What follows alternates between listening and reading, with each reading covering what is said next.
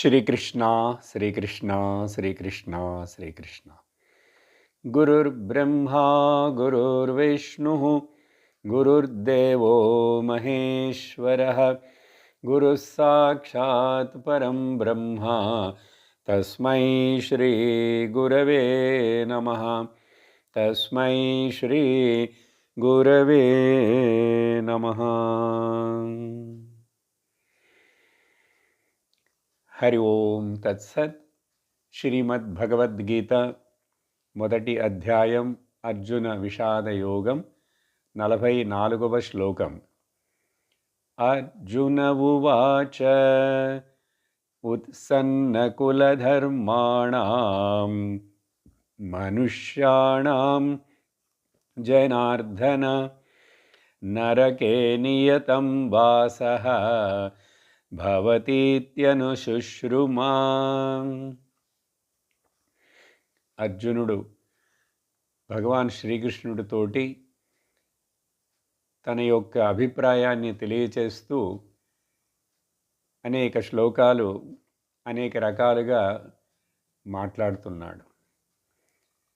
గడిచిన సత్సంగంలో ముఖ్యంగా చూసాం, అర్జునుడు చెప్పేటువంటి ఈ లాజిక్, ఈ ఆర్గ్యుమెంట్ కులధర్మములు నాశనం అవ్వటం అనేటువంటిది, ఆ కులధర్మం నాశనం అవ్వటానికి ఎవరైతే కారణమవుతారో వాళ్ళు నరకానికి వెళ్ళాల్సి ఉంటుంది, అది చాలా పెద్ద పాపం అని చెప్పి ఆ విషయాన్ని 2-3 శ్లోకాలలో వివరిస్తూ వచ్చినప్పుడు ఇక చివరిగా ఈ 44వ శ్లోకంలో ఏమంటున్నాడంటే, ఈ రకంగా ఏ మనుషుడైతే తన కులధర్మం నాశనమునకు కారణమవుతాడో అటువంటి వాళ్ళు తప్పనిసరిగా ఖచ్చితంగా వాళ్ళు నరకానికి వెళ్ళి నరక యాతనలు పడాల్సిందే, ఎందుకంటే ఇది పెద్ద మహత్ పాపం ఇది అన్నాడు అని చెప్పి ఇంకా ఆర్గ్యూ చేసిన తర్వాత అన్నీ ఇంకా ఆర్గ్యుమెంట్లు అయిపోయినాయి. ఇంతకంటే ఇంకేం చెప్పడానికి అర్జునుడి దగ్గర లేదు. చాలా పెద్ద ఒక ధర్మ విషయాన్ని ఇప్పుడు చెప్పాడు. దీనితోటి కృష్ణుడు అర్థం చేసుకుంటాడేమో, ఈ యుద్ధం వద్దులే మనకు వెళదాం రమ్మంటాడేమో అని అర్జునుడు ఎదురు చూస్తున్నాడు. ఎందుకంటే తన మనస్సులో తాను వెనుదిరిగి వెళ్ళాలి, యుద్ధం వద్దని నిర్ణయం చేసేసుకున్నాడు. ఆ తర్వాత అర్జునుడు అంటున్నాడు ఇంకా చివరిలో, పర్వాలేదు ఇప్పుడైనా నాకు బుద్ధి కలిగింది, యుద్ధం చేయకూడదనేటువంటి బుద్ధి కలిగింది. ఆహా, చాలా మంచి కాలం, అదృష్టం. అహో బత మహత్ పాపం కర్తుం వ్యవసితా వయం యద్రాజ్య సుఖలోభేన హంతుం స్వజనముద్యతాః. మన స్వజనులైనటువంటి మిత్రులు, బంధువులైనటువంటి వీళ్ళని అందరినీ సంహరించడానికి మనం దిగలేదు. ఇంకా చాలా మంచిదైపోయింది, థ్యాంక్ గాడ్ అంటారు కదా. అహో ఎలాస్, మనం ఇంకా యుద్ధాన్ని మొదలు పెట్టలేదు, నాకు ఇప్పుడైనా కూడా మెలకు వచ్చింది, తెలివి వచ్చింది అంటూ ఈ మహత్ పాపాన్ని చేయకుండా మనం ఇప్పుడు ఆపేయాలని ఒక నిర్ణయం నాకు వచ్చింది, చూసావా. అందుకని మనం ఎందుకు ఈ యుద్ధాన్ని చేయాలని మనం అసలు వచ్చాం? రాజ్య సుఖ లోభం కోసం కనే కదా. రాజ్యం కావాలి మనకు, సుఖం కావాలి అనే లోభంతో కదా వచ్చాం. అప్పుడు ఆ లోభముతో ఈ జనములను, మిత్రులను, బంధువులను సంహరించడం అనేటువంటి ఈ యొక్క మహాపాప కార్యాన్ని మనం ఇంకా మొదలు పెట్టలేదు, దాంట్లో దిగలేదు. దేవుడు దయ వలన అంటాం కదా. ఎట్లాగో ఇంకా నేను ఆ పని చేయలేదు, చాలా మంచిదైపోయింది, అదృష్టవంతుణ్ణి అనుకుంటూ తన యొక్క ఆర్గ్యుమెంట్ని పూర్తిగా అట్లా చెప్పిన తర్వాత తను మాట్లాడింది తాను జస్టిఫై చేసుకుంటున్నటువంటి అర్జునుడు ఆ తరువాత మరియు చెప్తున్నాడు, అందువలన ఇది నా నిర్ణయం కృష్ణ, చూడు నేను ఇట్లా నిర్ణయం చేసుకున్నాను, ఇంకంతే. ఎట్లాంటి నిర్ణయం? నా ప్రాణాలు పోయినా కూడా పర్వాలేదు అంటాడు. 46వ శ్లోకంలో ఏది మామ ప్రతీకారం అశస్త్రం శస్త్రపాణయః ధార్తరాష్ట్రారణే హన్యో తన్మే క్షేమతరం భవేత్. ఒకవేళ ఆయుధాలతోటి ఉన్నటువంటి ఆ కౌరవులు ఆయుధాలు నా చేతిలో లేకుండా చేసి ఆ సమయంలో వచ్చి నన్ను వాళ్ళు చంపినాను పర్వాలేదు, అదే నాకు చాలా క్షేమకరమైన విషయం అంటున్నాడు. చూడండి, క్షేమతరం, సూపర్ రిలేటివ్ డిగ్రీ. ఇంతకంటే నాకు క్షేమమైనది మరొకటి లేదు. ఏంటి, ఇంక చివరికి నేను చావటానికి కూడా సిద్ధమే. చావటానికి కూడా సిద్ధమే. ఒకవేళ నువ్వు రథం తిప్పకుండా వెళ్ళటానికి రాను వద్దనన్నా కూడా నేను యుద్ధం చేయను. కాబట్టి అప్పుడు నేను యుద్ధం చేయకపోతే వాళ్ళు యుద్ధం చేయడం మొదలు పెడతారు. నా చేతుల్లో నేను అస్త్రాలను తీసుకోను. అలాంటి అస్త్రములు చేతిలో లేనటువంటి నన్ను వాళ్ళు అస్త్రాలు వదిలి వాళ్ళ ఆయుధాలతో నన్ను సంహరించినా కూడా వాళ్ళు ధాతరాష్ట్ర యొక్క పుత్రులు, అదే నాకు క్షేమతరం, అదే నాకు మంచిది అని చెప్పేసి చెప్తున్నాడు కృష్ణుడితోటి. ఇప్పుడు ఇక్కడ చూడండి ఎంత స్థితికి వచ్చేసాడంటే, ఇక దిస్ ఈజ్ ద క్లైమాక్స్. మనకు రాజ్యం ఎందుకు, సుఖాలు ఎందుకు, వెళ్ళిపోదాం రా, యుద్ధం చెయ్యం వెళ్ళిపోతాం అట్లా అని అన్నంతవరకు ఓకే.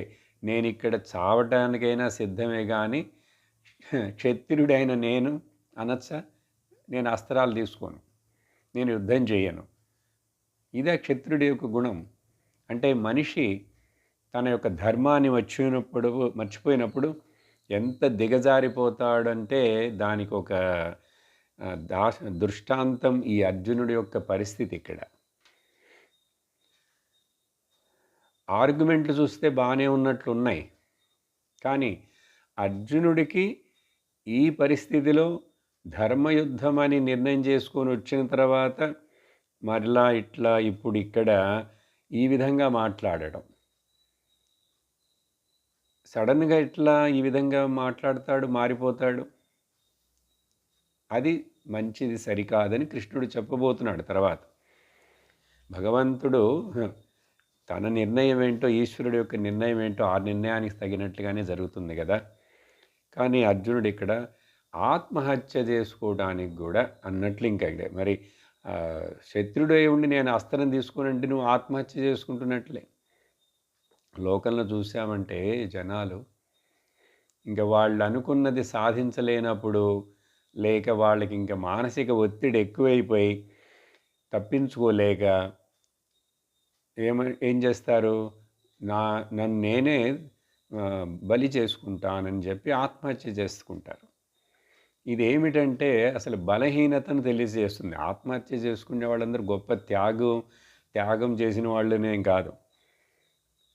నీకోసం నేను త్యాగం చేస్తున్నానంటే త్యాగం చేసేయి, మళ్ళీ ఎందుకు చీటీ రాసి పెడతావు అంటే చీటీ రాసి పెట్టాలి, నేను ఇంత బాధపడుతున్నాను అని చెప్పి తెలియాలి, ఆ తర్వాత అది పోలీస్ కేసు అవ్వాలి, లేకపోతే ఎందుకు చీటీ రాయటం, త్యాగం చేయి. కానీ ఆ త్యాగం చేసేటప్పుడు లోపల ఎంతో కోపము, ఎంతో ద్వేషము, ఎంతో బాధ, ఎమోషనల్ డిప్రెషన్ ఇవన్నీ ఉన్నందువల్లనే కదా నువ్వు తట్టుకోలేక నిన్ను నువ్వే బలి చేసుకోవాలనుకుంటున్నావు. మరొక విషయం, అలా చేయటం వలన అదేంటి ఇంకా ఆ ప్రశ్నకు సమస్యకు అది అంతమైపోతుందా?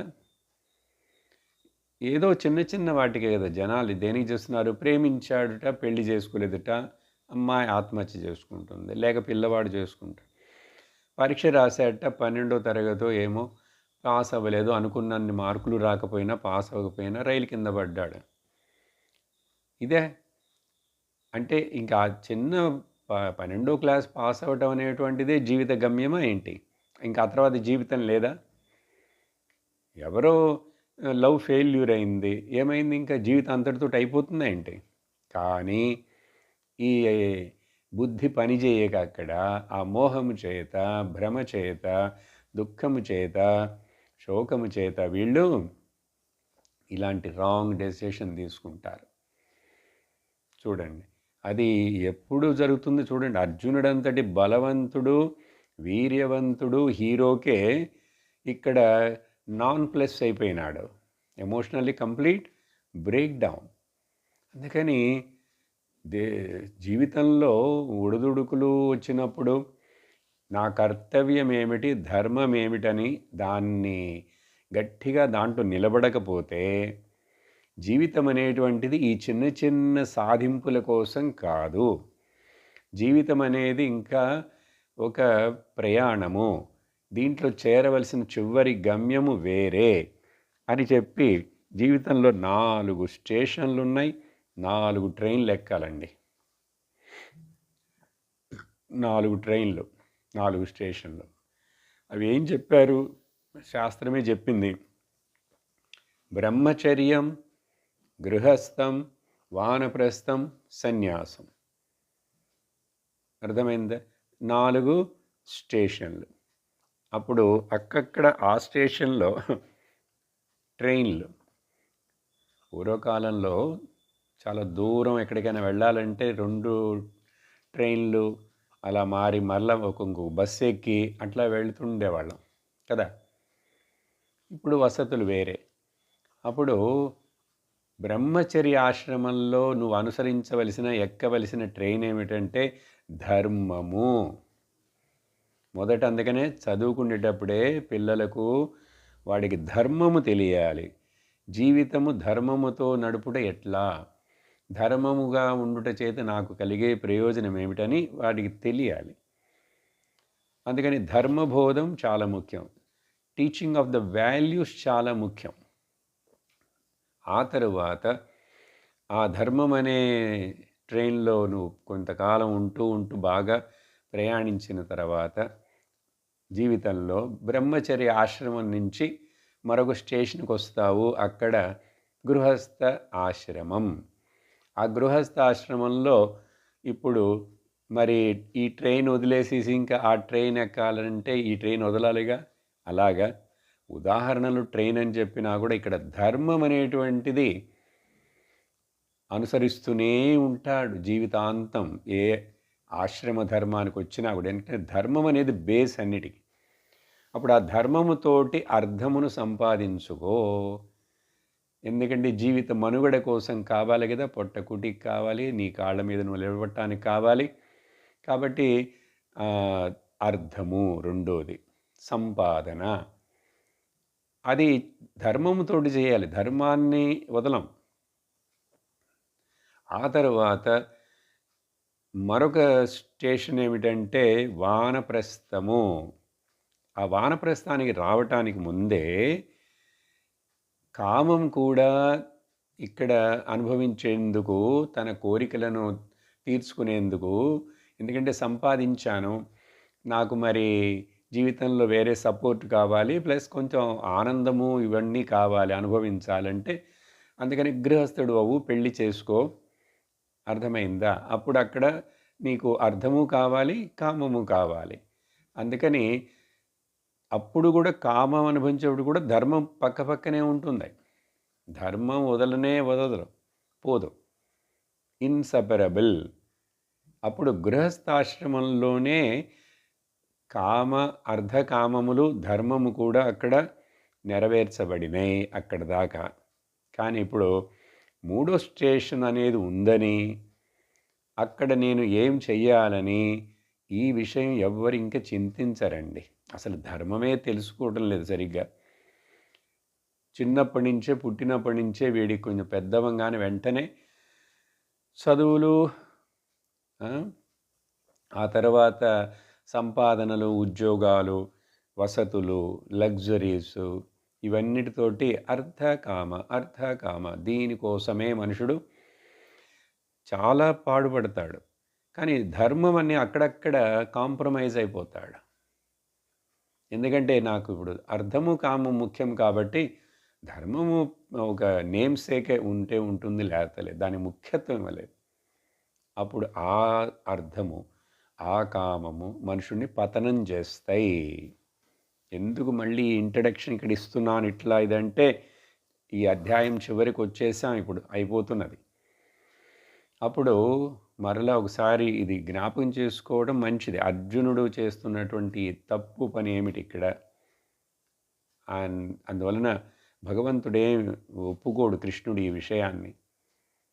అప్పుడు వానప్రస్థం అనేది ఉందనేది మనకు తెలియాలి. అంటే ఏంటంటే రిటైర్మెంట్ అంటున్నామే కానీ వ్యావహారిక లౌకిక విషయాలలో నుంచి మనుషుడు రిటైర్ అవ్వట్లేదు. 60 దాటి 70 వచ్చినా కూడా. అప్పుడు ఆ మూడో స్టేషన్లో మనం వానప్రస్థాశ్రమం అనేటువంటిది అక్కడ అనుసరించాలి. ఆ తరువాత ఇప్పుడు ఇక్కడ ఉన్నది ఇంక చివర్లో ఏముంది? వానప్రస్థాశ్రమము, 4వ స్టేషన్ సన్యాసాశ్రమము. ఈ రెండిటికి లక్ష్యం ఏమిటంటే మోక్షము. కాబట్టి ఈ మనుష్య శరీరము, నా జీవితము మోక్షమును పొందుటకు, ఆత్మజ్ఞానమును పొందుటకు, పరమాత్మ జ్ఞానమును పొందుటకని ఖచ్చితంగా తెలియాలి.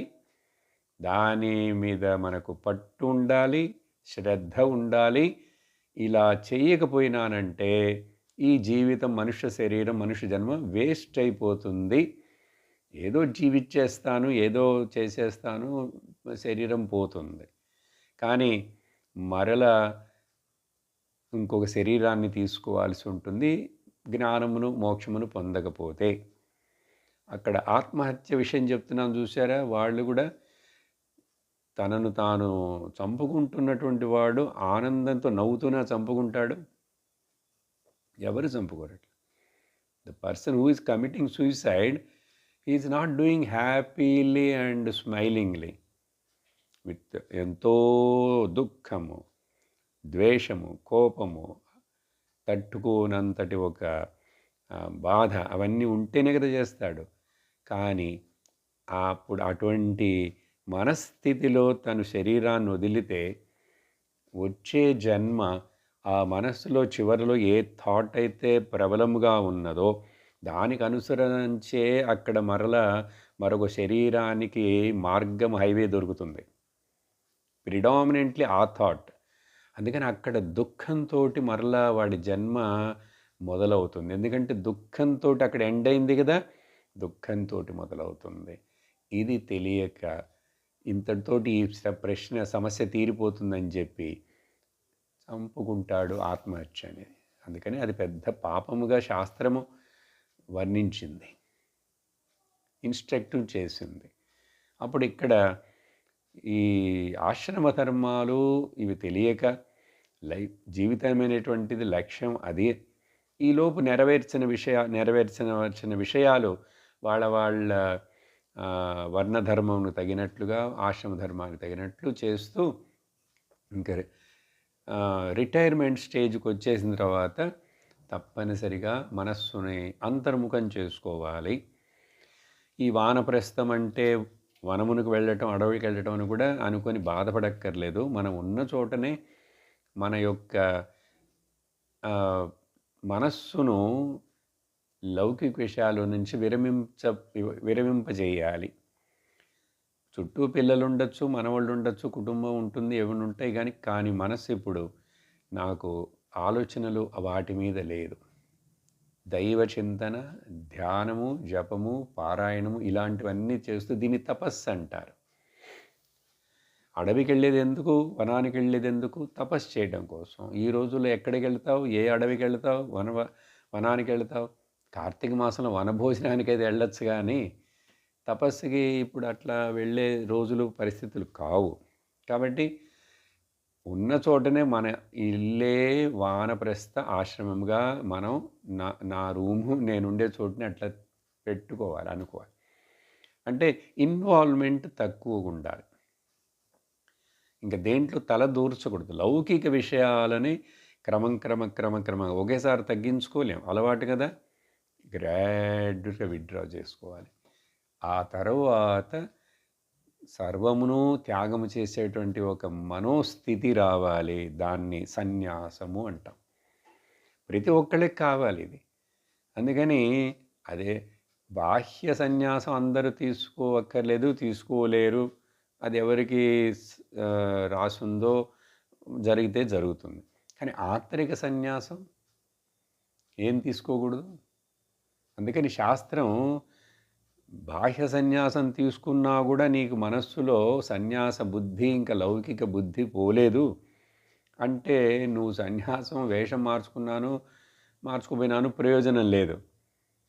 అందుకని వేషం మార్చకపోయినా కూడా వయసుకు తగినట్లుగా ఇప్పుడు 4th స్టేజ్ ఆఫ్ ద లైఫ్లో లోపల ఆంతరికమైనటువంటి సన్యాసము అంటే ఏం లేదు, డిటాచ్మెంట్ని పెంపొందించుకొని భగవంతుడు ఆత్మతోటే అటాచ్మెంట్ ఉండాలి. బ్రహ్మచింతనలోనే మనస్సు అత్యంత శ్రద్ధతోటి దాంట్లో ఈ పాల్గొనాలి, ఇన్వాల్వ్ అవ్వాలి. ఇది చేయటం ప్రతి ఒక్కళ్ళకి అవసరం. ఇక్కడ ఈ విషయం ముఖ్యమని ఇక్కడ ప్రస్తావించాను. ఇప్పుడు అర్జునుడు అలా చెప్పిన తర్వాత ఇంకా ఆ తర్వాత ఏమైంది? అర్జునుడు సైలెంట్ అయిపోయాడు. ఇప్పుడు అర్జునుడు సైలెంట్ అయ్యి కూర్చున్నాడు. ఇప్పుడు దాన్ని ఎవరు చెప్పాలి? భగవంతుడు ఇంకా నోరు విప్పి ఏమీ చెప్పలేదు బదులు. అప్పుడు మధ్యలో మనకి భగవద్గీతని వినిపించేట్లు చేసినటువంటి ఆ సంజయుడు ఉన్నాడు కదా, సంజయుడే ధృతరాష్ట్రుడికి చెప్తున్నాడు. లేకపోతే మనకు ఈ భగవద్గీత తెలిసేది కాదు. అందువల్ల 47వ శ్లోకంలో సంజయ ఉవాచ ఏవముక్త్వార్జునః సంఖ్యే రథోపస్థముపావిశత్ విసృజ్య సశరం చాపం శోక సంవిఘ్నమానసః. చూసారా? శోకముతోటి, మోహముతోటి, భయము చేత అన్నీ ఇట్లాంటి బలహీనమైన మనోభావం చేతనే కదా ఇప్పుడు నేను చనిపోయినా పర్వాలేదని అన్నాడు. అందుకని నేను మీకు చెప్పింది ఇప్పుడు శోక సంవిఘ్నుడు. మనస్సు మొత్తం శోకంతో నిండి ఉన్నది. శోకంతో ఎందుకు శోకపడటం? ఆనందంగా చెప్పచ్చుగా, వాళ్ళు వచ్చినా నన్ను చంపేనే పర్వాలేదు, నేను ఇక్కడే నిలబడతాను అని చెప్పలేదుగా. ఏడుస్తూ దుఃఖంతో శోకముతోటి ఇంక తట్టుకోలేక ఉన్నాడు. అట్లాంటప్పుడే కదా ఇట్లాంటి మాటలు వస్తాయి, నేను చనిపోయినా పర్వాలేదు అని చెప్పేసి నీకోసం వాళ్ళందరి కోసం నేను ప్రాణం వదిలేస్తాను. ధర్మం ఎక్కడికి పోయింది? ధర్మాన్ని వదిలేస్తానంటావు. రాగము చేత ఏం చేసేటప్పుడు అటువంటి అర్జునుడు ఇంతవరకు ఈ విధంగా మాట్లాడి ఆ యుద్ధ రంగంలో ఆ రథంలో ఉన్నటువంటి వాడు ఆ రథంలోనే వెనక తన సీట్ అయినటువంటి అక్కడ అట్లాగే బాణమును, విల్లును, బాణాలను అన్నిటినీ అక్కడ వదిలేసి పక్కన పెట్టేసేసి, అంటే అస్త్రాలన్నీ పక్కన పెట్టేసేసి అంతవరకు అప్పుడు నిలబడి మాట్లాడుతున్నాడు. ఆ తర్వాత ఇప్పుడు ఇంక మాట్లాడటం అయిపోయింది. మధ్యలో అప్పుడే చెప్పాడు, నేను నిలబడలేకపోతున్నాను, నాకు తల తిరుగుతున్నది, ఒళ్ళంతా గగురు పొడుస్తున్నది, చెమటలు పడుతున్నాయి, నోరు ఎండిపోతుందని చెప్పాడు. ఎలాగో కొంచెం తట్టుకొని నిలబడి ఈ మాటలు కృష్ణుడితోటి చెప్తూనే ఉన్నాడు. ఇంక ఇప్పుడు ఎంతసేపు మాట్లాడేది, ఎంతసేపు నిలబడేదని చెప్పి తన యొక్క డిసగ్రిమెంట్, నేను యుద్ధం చెయ్యకపోవటం లేదు అని చెప్పి అస్త్రములను కింద పెట్టాడు రథంలో. అక్కడ తన సీటు వెనకున్న దాంట్లో అట్లాగే ఏం చేశాడు? కూర్చున్నాడు. ఉపావిశత్, రథంలో కూర్చుండిపోయాడు రథంలో. ఇప్పుడు అర్జునుడు ఇంత చేసి ఇట్లా కూర్చున్న తర్వాత, ఇంత మాట్లాడిన తర్వాత భగవంతుడి దగ్గర నుంచి ఒక ప్రశ్నను ఎదురు చూస్తున్నాడు. ఇప్పుడు కృష్ణుడు నన్ను ఏదైనా మాట్లాడాలి కదా అతను, ఏదైనా చేయాలి కదా. నేను కూర్చున్నాను, రథం నడిపేది అతడు, డ్రైవర్. అప్పుడు ఈ రకంగా ఒక సందేహాన్ని అడుగుతాడు కృష్ణుడు. నేను చెప్పిన ఆర్గ్యుమెంట్కి అని ఎదురు చూస్తున్నాడు. ఏమిటదంటే అది ఇక్కడ ఉండదు శ్లోకంలో. దీంతో ఈ అధ్యాయం అయిపోతున్నది. ఏమిటంటే అది ఏమి ఎదురు చూస్తున్నాడంటే, మరి అలాంటప్పుడు అసలు ఎందుకు నువ్వు యుద్ధానికి ఇట్లా బయలుదేరి వచ్చావు? వచ్చే ముందు తెలీదా ఏంటి? ఎందుకు వచ్చావు మరి అప్పుడు? ఎందుకు ఇంత దూరం వచ్చావు? నన్నెందుకు రథసారథిగా పెట్టుకున్నావు? ఎందుకు వచ్చావని కృష్ణుడు అడుగుతాడు. అడిగితే అప్పుడు నేను చెప్తాను, ఇదో ఇక్కడ యుద్ధరంగంలో చనిపోవడానికి వచ్చానని. ఎందుకంటే లాస్ట్ స్టేట్మెంట్ అదే కదా, వాళ్ళని మనల్ని చంపినాను పర్వాలేదు, అందుకని నాకు అదే క్షేమతరం అని చెప్పి. అట్లా కృష్ణుడు కనుక ఒకవేళ అడిగితే నేను చనిపోవటానికి, యుద్ధంలో త్యాగం చేయడానికి నా ప్రాణాలను వచ్చాను అని చెప్పి చెప్దాం. ఎందుకంటే లేక ఇలా చెప్పినా సరే, అయ్యయ్యో ఎందుకురా నువ్వు ప్రాణాలు వదులుకోవడం అనవసరంగా అని చెప్పి కృష్ణుడు కూడా కొంచెం మనసును మార్చుకొని, సరే ఎనీహౌ ఈ అర్జునుడు యుద్ధం చేసేట్లేడు అని చెప్పి కృష్ణుడు కూడా కొంచెం విషయాన్ని బాగా అర్థం చేసుకొని ఆలోచించేసి, సరే రథాన్ని తిప్పేసి వెళ్ళిపోదాను రా అంటాడేమో అని చెప్పి ఇంకా కూర్చుండిపోయాడు. కానీ ముందు నిలబడున్నటువంటిది అఖిలాండ కోటి బ్రహ్మాండ నాయకుడు, భగవంతుడు, ఈశ్వరుడు కృష్ణుడు. ఆ విషయాన్ని మర్చిపోయాడు. ఎవరు? అర్జునుడు మర్చిపోయాడు. మర్చిపోయి ఈ విధంగా ఎక్స్పెక్ట్ చేస్తున్నాడు కృష్ణుడి దగ్గర నుంచి సమాధానం. అసలు ఈ రకమైన బిహేవియరు అర్జునుడికి ఏ రకంగా ఆలోచించినా కూడా it is not a suitable thing. అసలు రావటానికి ముందే ఆలోచించుండాలి. పసిపిల్లవాడ ఏంటి? 14 సంవత్సరాలుగా ప్లాన్ చేస్తున్నాడు ఈ యుద్ధం కోసం. అట్లాంటి వాడు ఇప్పుడు ఎట్లా 14 క్షణాల్లో అక్కడ రథం తీసుకొచ్చి సెంటర్లో పెట్టగానే ఇట్లా అయిపోతాడు? ఇలా అయిపోతే ఎంత నష్టం. అందుకని అదెంత మర్చిపోయాడు. చూసాడు మనుషుడు ఎప్పుడైతే ఈ రాగము, అటాచ్మెంటు, అదే మోహంలో పడిపోతే బుర్ర పనిచేయదు. ఏమి చేస్తున్నాము, ఎక్కడున్నాము, నా కర్తవ్యం ఏమిటనేది ఏమి తెలియదు. అంత డెసిషన్స్ అన్నీ రాంగ్గా ఉంటాయి. ఇది మనకు ఈ మొదటి అధ్యాయం ఇప్పుడు అక్కడి నుంచి ఇక్కడ దాకా చదివాం, 46 శ్లోకాలు. కాబట్టి ఇటువంటి ఈ విషయాన్ని ఎదురు చూస్తున్నాడు కృష్ణుడి దగ్గర నుంచి. కానీ కృష్ణుడు వేరే విధంగా డీల్ చేయబోతాడు విషయాన్ని. కాబట్టి చివరిగా ఇప్పుడు మనం ప్రతి అధ్యాయానికి మధ్యలో పుష్పిక అనేటువంటిది చివరిలో ఒకటి రాయబడింది. ఇది పరంపరగా గీతా బోధన చేసేటప్పుడు ఒక్కొక్క అధ్యాయం పారాయణం చేసిన తర్వాత కూడా ఈ పుష్పికను చదువుతారు. ఇప్పుడు పుష్పికను చదవటానికి ముందు మనం దాని అర్థాన్ని కూడా చూసుకోవాలి.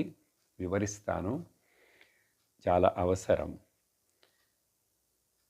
ఇప్పుడు మొత్తం ఎనలైజ్ చేసి చూస్తే మొదటి అధ్యాయంలో హ్యూమన్ సైకాలజీకి ఎంత ముఖ్యమైన విషయాలు ఇక్కడ మనం చూసామనేది మర్చిపోకూడదు.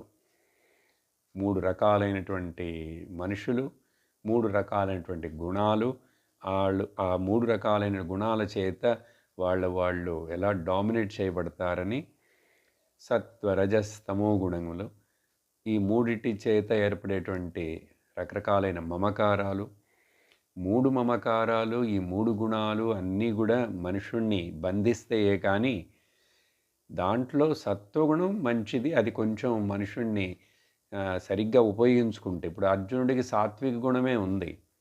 అయినప్పటికి కూడా ప్రయోజనం లేదు. ఎందుకంటే తను ఆ సాత్విక గుణం చేత కూడా మనిషి మమకారంలోకి దిగిపోతాడు. సాత్విక మమకారం వచ్చేసింది కదా! అది కూడా ప్రమాదమే. అది కూడా బంధమే అవుతుంది. అందువలన ఇది గుర్తుపెట్టుకొని ఇప్పుడు మనం ఈ పుష్పికను చూద్దాం. ఓం తత్ సత్ అని చెప్పి ఈ పుష్పికను కూడా మధ్యలో ఎవరో ఆ మధుసూదన సరస్వతి మహారాజు గారు ఆ ధ్యాన శ్లోకాలు రాసిన ఆయన, ఈ అధ్యాయాలకు పేర్లు పెట్టిన, ఈ విభజన చేసినటువంటి ఆచార్యులు వాళ్ళే కానీ భారతంలో వ్యాసులు వారు ఇవన్నీ రాయలేదు. ఆయన వరుసగా అక్కడ ఏమి కృష్ణుడు అర్జునుడికి మధ్యలో జరిగిందో అది అట్లాగే రాసేశారు. అందుకని శంకరాచార్యుల వారి యొక్క భాష్యంలో కూడా ఇవన్నీ ఉండవు, ఈ పుష్పిక కానీ ఇవన్నీ కానీ. కానీ మనం తెలుసుకుందాం, చాలా చక్కగా రాయబడింది. దీంట్లో కొన్ని విషయాలు ఉన్నాయి. ఓం తత్ సత్ ఇది శ్రీమద్భగవద్గీతాసు ఉపనిషత్సు బ్రహ్మ విద్యాయాం యోగశాస్త్రే శ్రీకృష్ణార్జున సంవాదే అర్జున విషాదయోగో నామ ప్రథమోధ్యాయః. ఒక్కొక్క పదానికి సంక్షిప్తంగా అర్థం చెప్పేస్తాను. ఓం ఓం గురించి సంక్షిప్తంగా చెప్పగలమా? సర్వము ఓం. ఉపనిషత్తుల యొక్క భాషలో చెప్తే సర్వం ఇదం ఓంకారమేవ. మాండుక్య ఉపనిషత్తు ఈ ఓంకారాన్ని తీసుకునే మొత్తం పెద్ద ఎనాలిసిస్, అక్కడ మంత్రాలు కొంచెమే ఉంటాయి కానీ అందుకనే దానికి గౌడపాదులు వారు 200 పైగా కారికలు రాసి వివరించారు. అది చాలా లోతైనటువంటి గంభీరమైనటువంటి ఉపనిషత్తు. ఓం ఓం ప్రణవనాదం, అనాహత శబ్దం, మూల శబ్దం. ఆ ఓంకారం పరబ్రహ్మస్వరూపం. ఓం అనేటువంటిది మంగళస్వరూపం. ఇలా మనందరం దాన్ని అనుసరిస్తాం, ఉచ్చరిస్తాం. అందువలన అది మంగళకరము కాబట్టి, పరబ్రహ్మము యొక్క చిహ్నము కాబట్టి, ప్రతీకం. ప్రతిమ, ప్రతీకాలు. ఓం కూడా ఒక ప్రతీకం. అది పరబ్రహ్మ స్వరూపం కాబట్టి, అది మంగళకరం కాబట్టి, ప్రతి మంత్రం, ప్రతి శ్లోకం ఎక్కడ ఎప్పుడు ఏ పూజ అయినా సరే ఓం తోటి మొదలవుతుంది. ఈ ఓంను గురించి ఇది ఒక పెద్ద సైన్స్. దాంట్లో ఎంతోమంది ఎన్నెన్నో రాశారు, పుస్తకాలు, గ్రంథాలు అన్నీ ఉంటాయి. పాయింట్ వైజ్గా కొన్ని తెలుసుకుందాం. ఈ ఓంకారం అనేటువంటిది మొదట 4 వేదాలు ఉన్నాయని మనందరం వింటున్నాం కదా. బ్రహ్మదేవుడు ఈ 4 వేదాల యొక్క సారమును మొత్తాన్ని చిలికి తీసినప్పుడు వచ్చినటువంటిది గాయత్రి మంత్రము. ఆ గాయత్రి మంత్రాన్ని విశ్వామిత్ర ఋషి ద్వారా దాన్ని బయట లోకానికి ఆయన ఇప్పించాడు. ఆ గాయత్రి మంత్రంలో కూడా ఒక 24 అక్షరాలతోనే ఉన్నది గాయత్రి మంత్రం. ఆ కొంచెం ఎక్స్ట్రాగా చేర్చబడినటువంటివి ఆ వ్యాహృతులు, ఓం భూహు, ఓం భువః, ఓం సువః, ఇవన్నీ కూడా వ్యాహృతులు అంటారు. అవి వదిలేసేస్తే కేవలం 3 పంక్తులే, 3 ఎనిమిదులు, 24 అక్షరాలు గాయత్రి. అది ఛందస్సు పేరు. అప్పుడు ఆ గాయత్రి యొక్క సారము ఏమిటి, ఆ 3 వ్యాహృతుల యొక్క సారం ఏమిటని తీసుకుంటే ఈ ఓంకారము. అందువలన ఒక ఓం ఉచ్చారణ చేతనే మనం అత్యంత లోతైన సర్వ వేదముల యొక్క సారం మొత్తాన్ని అట్లా గుర్తు చేసుకుంటున్నాం. ఆ తర్వాత అది ఆ చాంటింగ్‌లోనే, ఆ చెప్పడంలోనే, ఉచ్చారణలోనే ఆ ఓంకారానికి అంత గంభీరత, గొప్పదనం, శబ్దము, అది మంత్రశాస్త్రం అది. ఆ ఓము లోపల అకారము, ఉకారము, మకారం అని 3 అక్షరాలు కలిపి అది ఓం అవుతుంది. యాక్చువల్‌గా దీని యొక్క ఉత్పత్తి ఎక్కడ ఏమిటంటే ఔ ధాతు. ఔ ధాతు దాంట్లోంచి వచ్చింది ఓం. అవతి అంటే ఏదైతే మనల్ని దాటిస్తుందో, తీరాన్ని గట్టుని ఎక్కిస్తుందో అనేటువంటిది ఓం. అందువలన అది పరబ్రహ్మ పరమాత్మ యొక్క ప్రతీకము. కొంచెం పురాణ లెవెల్లో చెప్తూ వచ్చామంటే త్రిమూర్తులు 3 అక్షరాలు కదా, 3 అక్షరాలని ఇలా కూడా కంపేర్ చేస్తూ చెప్తుంటారు పెద్దలు. త్రిమూర్తులు, త్రికాలములు, త్రి అవస్థలు, త్రిగుణములు, ఇలా ఆ 3 3 3 3 3 అని. అందువలన ఎప్పుడైతే ఈ మూడిటిని త్రిమూర్తులు అన్నామో, అక్కడ త్రిమూర్తులంటే ఎవరు? సృష్టి, స్థితి, లయకర్తలు. కాబట్టి వాళ్ళని ముగ్గురిని కలిపి చెప్పాలి ఒకేసారి అంటే జనరేటర్, ఆపరేటర్, డిస్ట్రాయర్ అని చెప్తే అది ఇంగ్లీష్లో జీఓడి, గాడ్ అవుతుంది. అందువలన గాడ్ మొత్తాన్ని, సర్వమును, ఆమ్నిసెంట్, ఆమ్నిపోటెంట్, ఆమ్నిప్రెజెంట్ అని ఏది చెప్తామో అది ఓం. అందువలన నేను ఎప్పుడు ఓంకారాన్ని ఉచ్చరిస్తున్నానో పరమాత్ముడితోటి, భగవంతుడితోటి నాకు కనెక్షన్ ఏర్పడుతుంది. నా మనస్సు భగవంతుడితోటి కనెక్ట్ అవుతుంది. ఎలాగైతే ఫోను ఒక వాట్సాప్ కనెక్షన్ హలో అన్నట్లుగా దాని బదులు ఓం అంటే కనెక్టింగ్ టు ది పరమాత్మ. పతంజలి యోగ సూత్రాలలో ఒకే ఒక చోట ఆయన తస్య వాచక ప్రణవ, ఈశ్వరుని గురించి చెప్పేటప్పుడు ఆ ఈశ్వరుడు యొక్క వాచకం ఏమిటి, భాష ఏమిటి, లేదా ఆయన్ని సూచించేటువంటి ఆ పదం ఏమిటి అంటే ప్రణవ.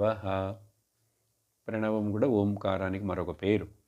ఇలా ఓం గురించి ఎంతో చెప్పచ్చు, ఎన్నో విషయాలు ఉన్నాయి. ఇప్పుడు ఇక్కడ మనకు ఇంతవరకు తెలుసుకుంటే చాలు.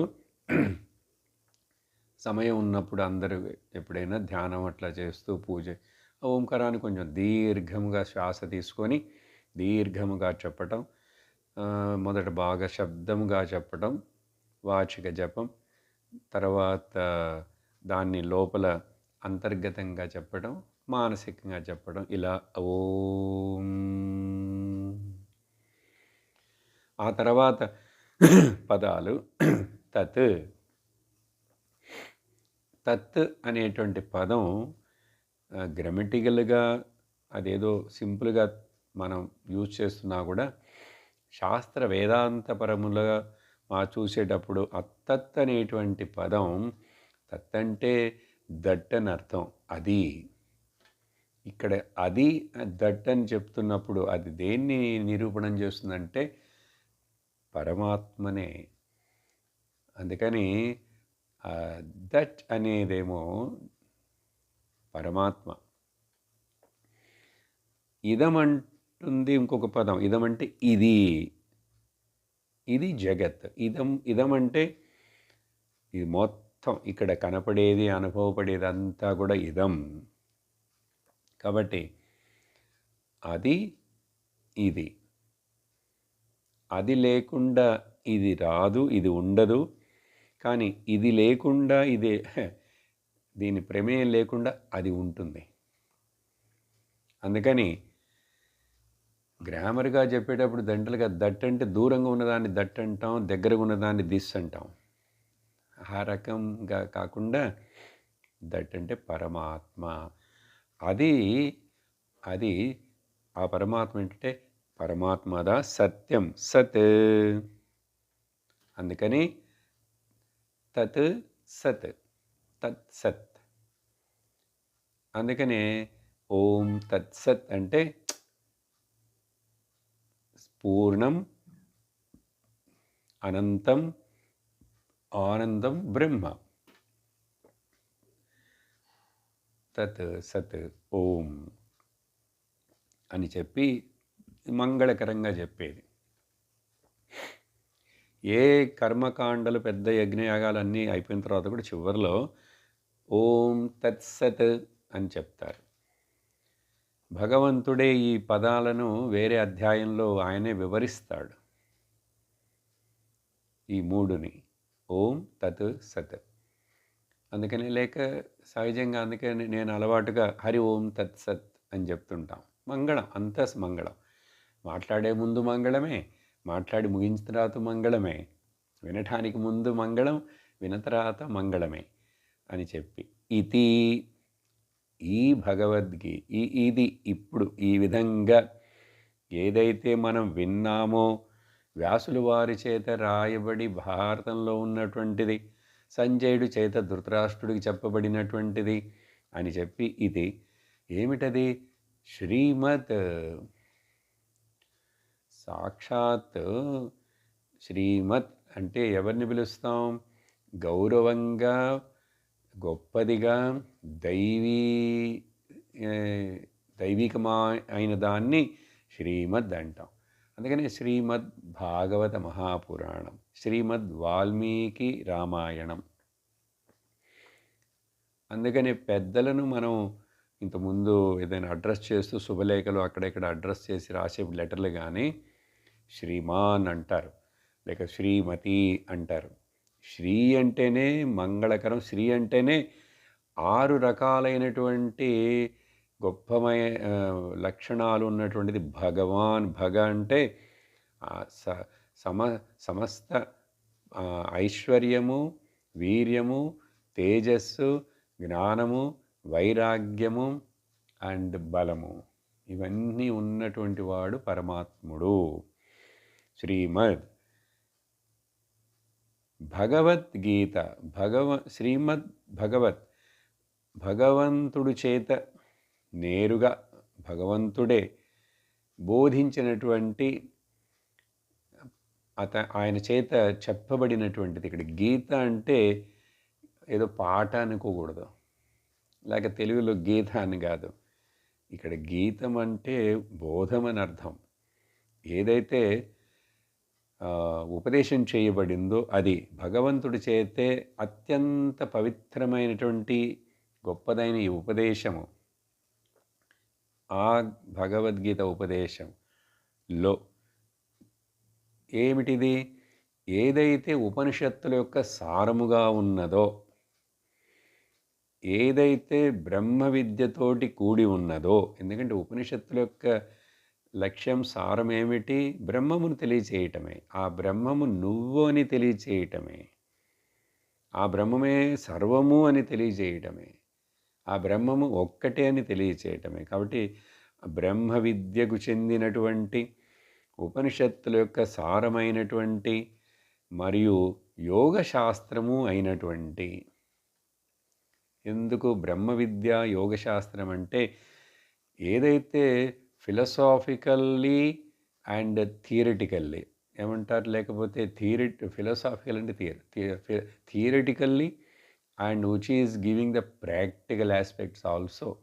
యోగశాస్త్రం అంటే ఇక్కడ అర్థం ఆసనాలు చేయటం అని అట్లా అని కాదు అర్థం. ప్రాణాయామం ఏదైతే ప్రాక్టికల్ హింట్స్, అప్పుడు ఏ థియరీ, ఏ సైన్స్ అయినా కూడా ఉండాలి కదండి. దానికి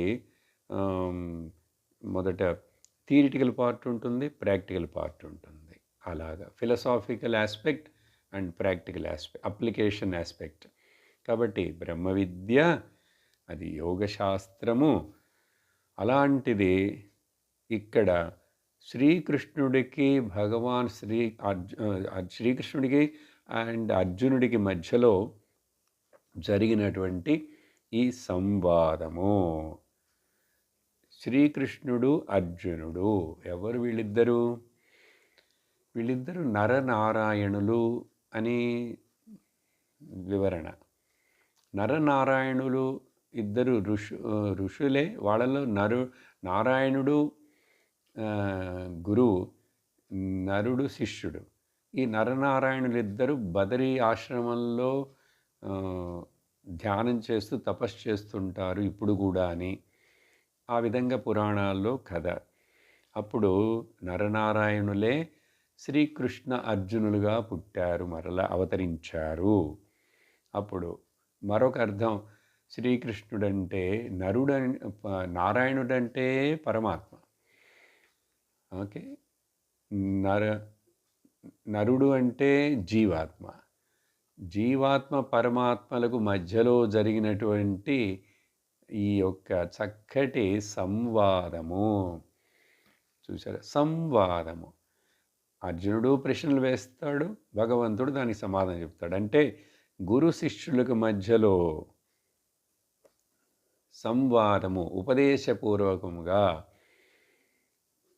ఇద్దరికీ ప్రయోజనపడేటువంటిది, అందరికీ ప్రయోజనపడేటువంటిది, అన్ని కాలాలలో అన్ని చోట్ల ప్రయోజనపడేటువంటిది అయినటువంటి సంవాదము. అది మొదట్లో చెప్పాను ఇంట్రడక్షన్లో. లోకంలో ఈ మాట్లాడటం అనేటువంటివి రకరకాలు ఉంటాయి. పోట్లాట కూడా మాట్లాడటం లాంటిదే. కొంతమంది మాట్లాడినాను పోట్లాడినట్లే ఉంటుంది. జల్పము, వాదము, వితండవాదము, జల్పము అన్నీ ఉంటాయి ఇట్లా. అది కాకుండా సంవాదము, సమ్యక్ వాదము, ఏ యొక్క డైలాగ్ డిస్కషన్ మూలంగా అది వింటున్నవాడికి, బోధిస్తున్న వారికి, వింటున్నవాడికి ప్రయోజనపడుతుందో, అది మరలా విన్నా కూడా వాళ్ళకి ప్రయోజనపడుతుందో అటువంటిది పేరు సంవాదం అంటారు.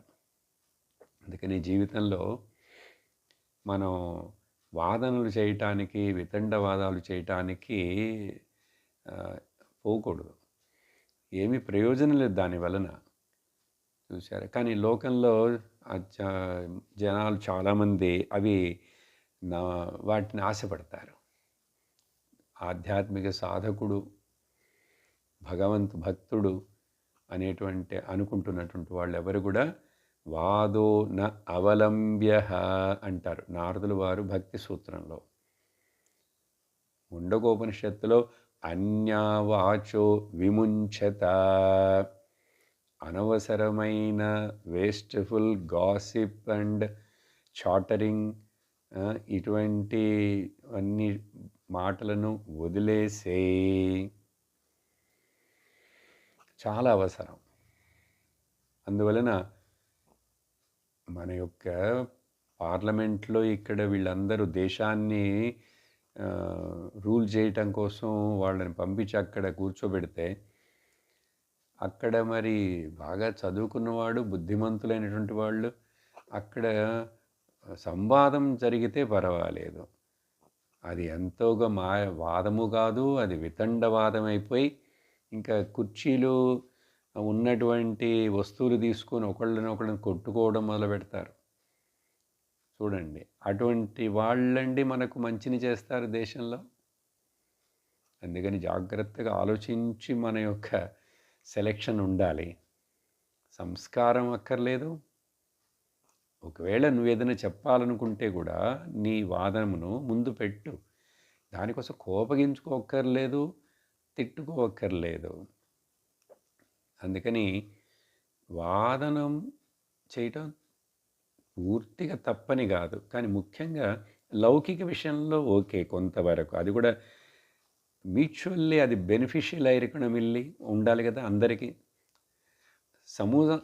సమాజానికి ప్రయోజనకరంగా ఉండాలి కదా.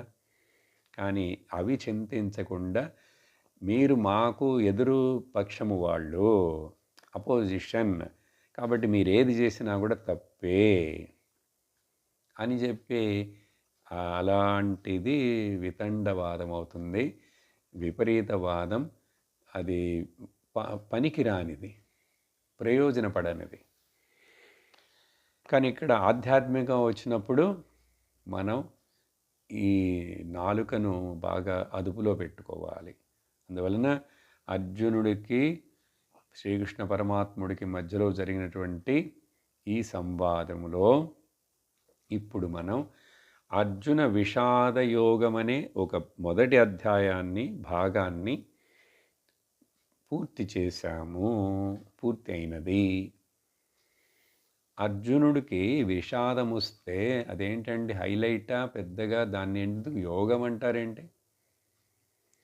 అన్ని అధ్యాయాలకి యోగే అంటుంది. యోగం. అర్జున విషాద యోగ నామ అంటే ఒక మనిషికి జీవితంలో దుఃఖం వచ్చినా కూడా అది వాడికి కొంచెం